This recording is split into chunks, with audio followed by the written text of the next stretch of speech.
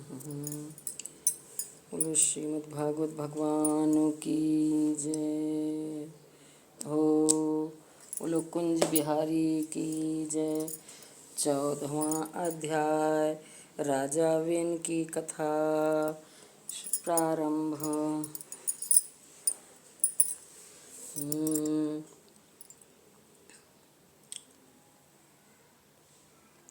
श्री मैत्रेय जी कहते हैं, वीरवर विदुर जी, सभी लोगों की कुशल चाहने वाले भृगु आदि मुनियों ने देखा कि अंग के चले जाने से अब पृथ्वी की रक्षा करने वाला कोई नहीं रह गया है। सब लोग पशुओं के समान उच्छृंखल होते जा रहे हैं। तब उन्होंने माता सुनी था।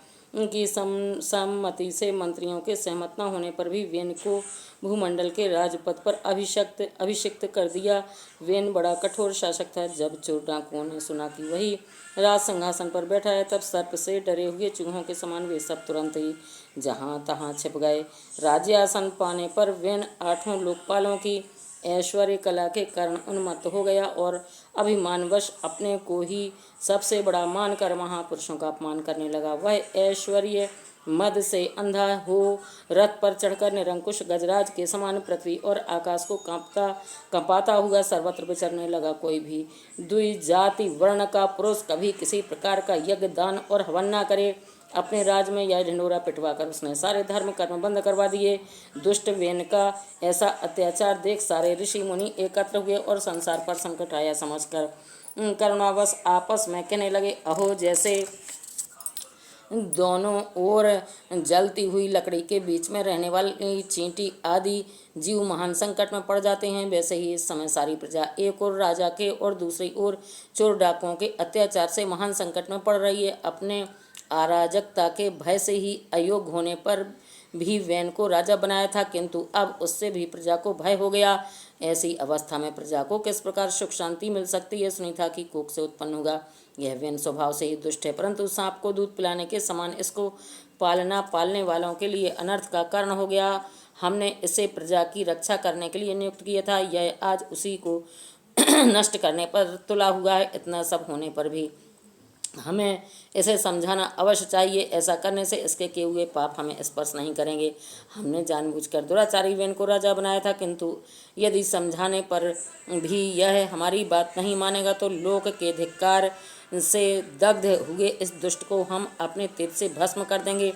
ऐसा विचार करके मुनि लोग वेन के पास गए और अपने क्रोध को छिपाकर उसे प्रिय वचनों में समझाते हुए इस प्रकार कहने लगे।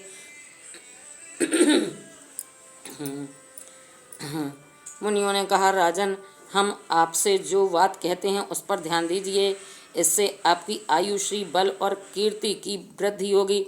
तात यदि मनुष्य मन, वाणी, शरीर और बुद्धि से धर्म का आचरण करे तो उसे स्वर्ग आदि शोक रहित लोकों की प्राप्ति होती है। यदि उसका निष्काम भाव हो तब तो वही धर्म उसे अनंत मोक्ष पद पर पहुंचा देता है। इसलिए वीरवर, प्रजा का कल्याण रूप यह धर्म आपके कारण नष्ट नहीं होना चाहिए। धर्म के नष्ट होने से राजा भी ऐश्वर्य से च्युत हो जाता है। जो राजा दुष्ट मंत्री और चोर आदि से अपनी प्रजा की रक्षा करते हुए न्यायानुकूल कर लेता है, वह इस लोक में और परलोक में दोनों जगह सुख पाता है। जिसके राज्य अथवा नगर में वर्णाश्रम धर्मों का पालन करने वाले पुरुष स्वधर्म पालन के द्वारा भगवान यज्ञ पुरुष की आराधना करते हैं, महाभाग अपनी आज्ञा का पालन करने वाले उस राजा से भगवान प्रसन्न रहते हैं, क्योंकि वे ही सारे विश्व की आत्मा तथा संपूर्ण भूतों के रक्षक हैं। भगवान ब्रह्मादि जगदीश्वरों के भी ईश्वर हैं। उनके प्रसन्न होने पर कोई भी वस्तु दुर्लभ नहीं रह जाती। तभी तो इंद्रादि लोकपालों के सहित समस्त लोग उन्हें बड़े आदर से पूजोपहार समर्पण करते हैं। राजन, भगवान श्रीहरि समस्त लोकपाल और यज्ञों के नियंता हैं। वे वेद त्रयी रूप, द्रव्य रूप और तपह स्वरूप हैं। इसीलिए आपके जो देशवासी आपकी उन्नति के लिए अनेक प्रकार के यज्ञों से भगवान का यजन करते हैं, आपको उनके अनुकूल ही रहना चाहिए। अब जब आपके राज्य में ब्राह्मण लोग यज्ञों का अनुष्ठान करेंगे, तब उनको पूजा से प्रसन्न होकर भगवान के अंश स्वरूप देवता आपको मनचाहा फल देंगे। अतः वीरवर, आपको यज्ञ आदि धर्मानुष्ठान बंद करके देवताओं का तिरस्कार नहीं करना चाहिए। वीर ने कहा, तुम लोग बड़े मूर्ख हो। खेद है, तुमने अधर्म में ही धर्म बुद्धि कर रखी है। तभी तो तुम जीविका देने वाले मुझे साक्षात पति को छोड़कर किसी दूसरी जार पति की उपासना करते हो। जो लोग मूर्खतावश राजा रूप परमेश्वर का अनादर करते हैं उन्हें ना तो इस लोक में सुख मिलता है और ना परलोक में ही। अरे अरे जिसमें तुम लोगों की इतनी भक्ति है वह यज्ञ पुरुष है कौन?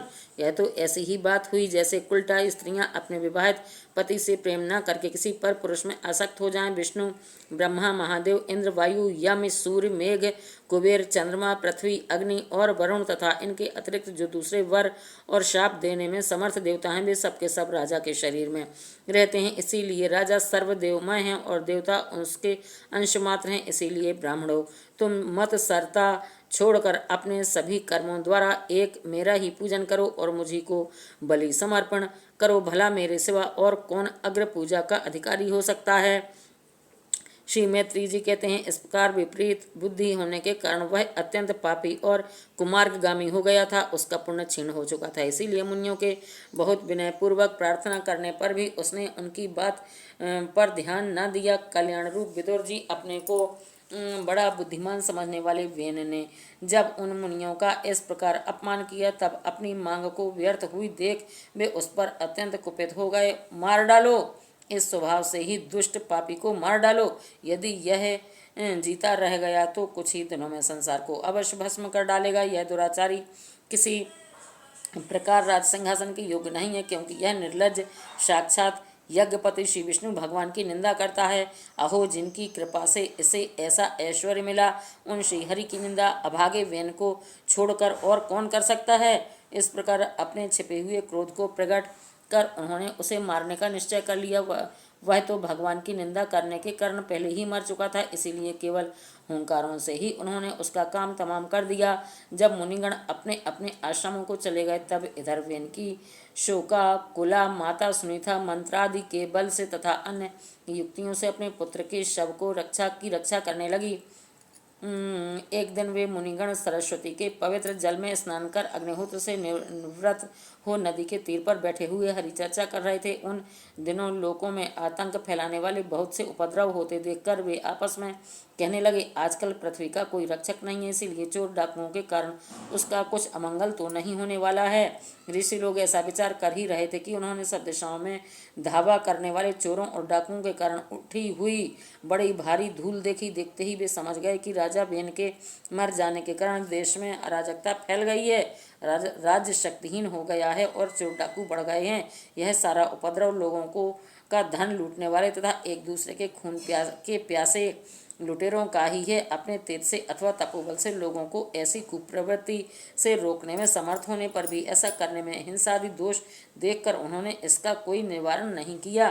फिर सोचा कि ब्राह्मण यदि समदर्शी और शांत स्वभाव भी हो तो भी दीनों की उपेक्षा करने से उसका तप उसी प्रकार नष्ट हो जाता है जैसे फूटे हुए घड़े से जल वह बह जाता है। फिर राजर्षि अंग का वंश भी नष्ट नहीं होना चाहिए, क्योंकि इसमें अनेक अमोघ शक्ति और भगवत परायण राजा हो चुके हैं। ऐसा निश्चय कर उन्होंने मृत राजा की जांघ को बड़े जोर से मथा तो उसमें से एक बौना पुरुष उत्पन्न हुआ। वह कौवे के समान काला था। उसके सभी अंग और खासकर भुजाएं बहुत छोटी थीं, जबड़े बहुत बड़े, टांगें छोटी, नाक चपटी, नेत्र लाल और केश तांबे के से रंग के थे। उसने बड़ी दीनता और नम्र भाव से पूछा कि मैं क्या करूं? तो ऋषियों ने कहा, निषीद, बैठ जा। इसी से वह निषाद कहलाया। उसने जन्म लेते ही राजा वेन के भयंकर पापों को अपने ऊपर ले लिया। इसीलिए उसके वंशधर निषाद भी हिंसा, लूटपाट आदि पाप कर्मों में रत रहते हैं। अतः वे गांव और नगर में न टिककर वन और पर्वतों में ही निवास करते हैं। बोलो श्रीमद् भागवत भगवान की जय।